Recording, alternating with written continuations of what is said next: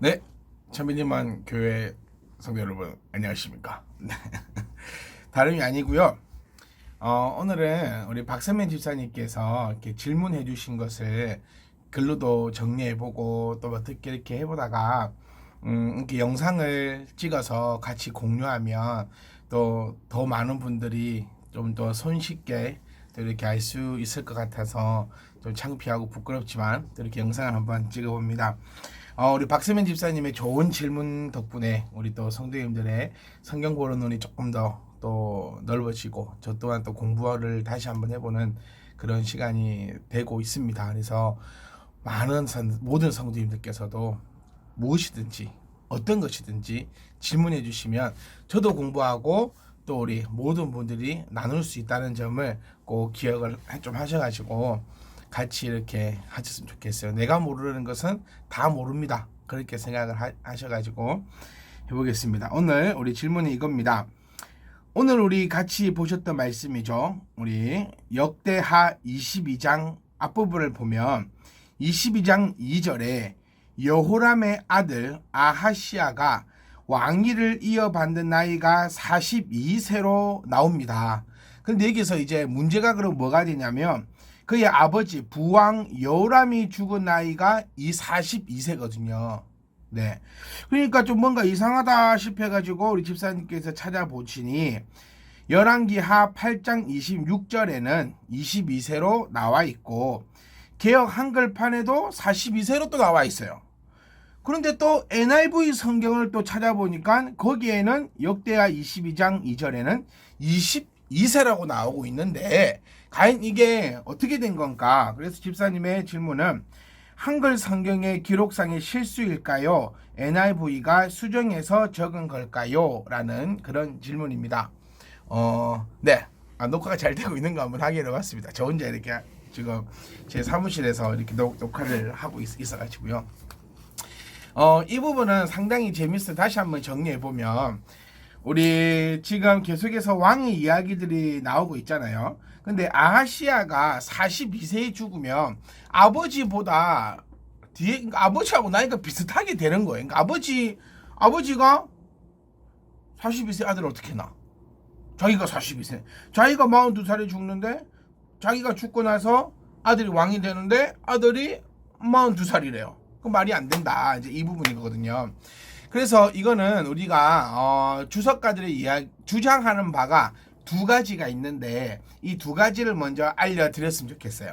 한 가지는 뭐냐면 이 아하시아는 다른 아하시아다라고 주장하는 사람들이 있습니다. 이런 학자들이 있는데, 즉 다시 말하면 이 아하시아는 그 지금 열왕기 하에 나오고 있는 아하시아가 아니고 다른 아하시아일 것이다. 그러니까 양자일 것이다라고 주장하는 그렇게 하는 학자가 있고요.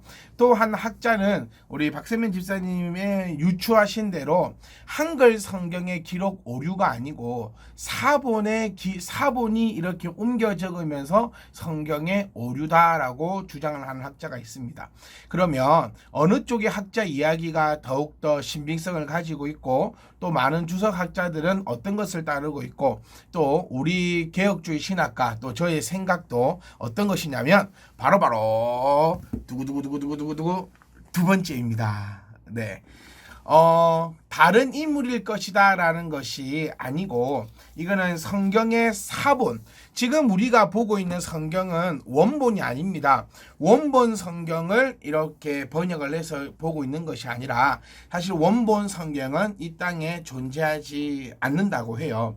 그러면 이제 이것들이 여러 가지는 학파들에 의해서 계속해서 사본으로 내려져 왔는데 그 원본상의 기록이 이렇게 사본으로 기록되면서 실수, 오류가 있었을 것이다 라고 보는 것이 거의 대부분 학자들의 이야기입니다. 네, 그래서 많은 우리 학자들의 주장은 또 많은 이런 신빙성 있는 그런 이야기들을 그 원본의 성경을 사본으로 옮겨 적으면서 이런 글자의 오기로 잘못 적은 것으로 그렇게 생각해 봅니다. 왜 그렇게 또 생각을 하냐면요.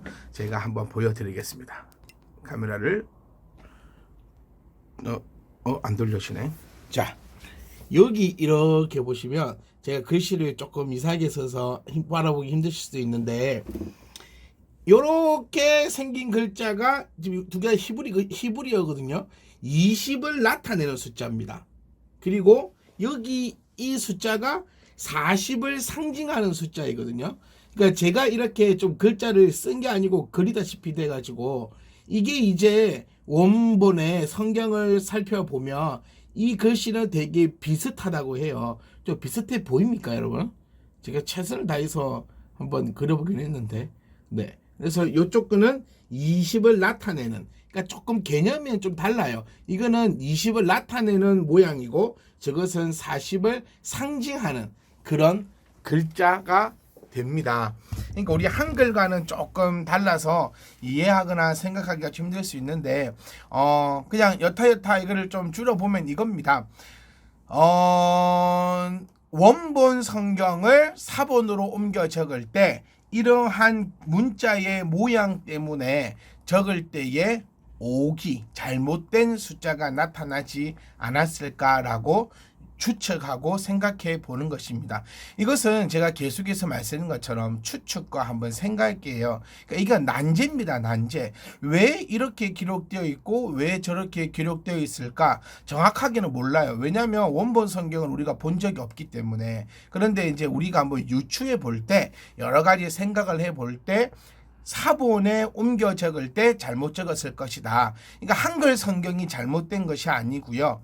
원본 성경을 사본으로 시브리어로 옮겨 적을 때에 아까 보여드렸던 그 문자의 이런 생김새 때문에 조금 이렇게 헷갈려서 적었을 것이고, 그다음 NIV 같은 경우에는 이렇게 우리 선미 집사님께서 말씀하신 대로 자기네들이 이렇게 또 바로 잡아서 22세로 그렇게 표현을 했습니다. 그렇게 우리가 생각해 보시면 되고, 그래서 정리 한번 해볼게요. 두 가지로 학자들이 얘기하고 있다. 첫 번째는 다른 사람일 것이다. 그런데 이 주장은 조금 허무맹랑해요. 그래서 우리는 이것은 그 원본의 성경을 사본으로 옮겨 적을 때에 문자가 비슷하게 생기는 바람에 옮겨 적을 때에 실수다라고 우리가 생각해 볼 수 있다라는 것입니다. 그래서 이 부분은 이렇게 우리가 이해하시고 넘어가시면 되겠습니다. 언제든지 많은 질문을 남겨주시면 제가 성실껏 대답해 드리겠습니다. 여러분 좀 이따가 수요일 예배로 뵙겠습니다. 안녕.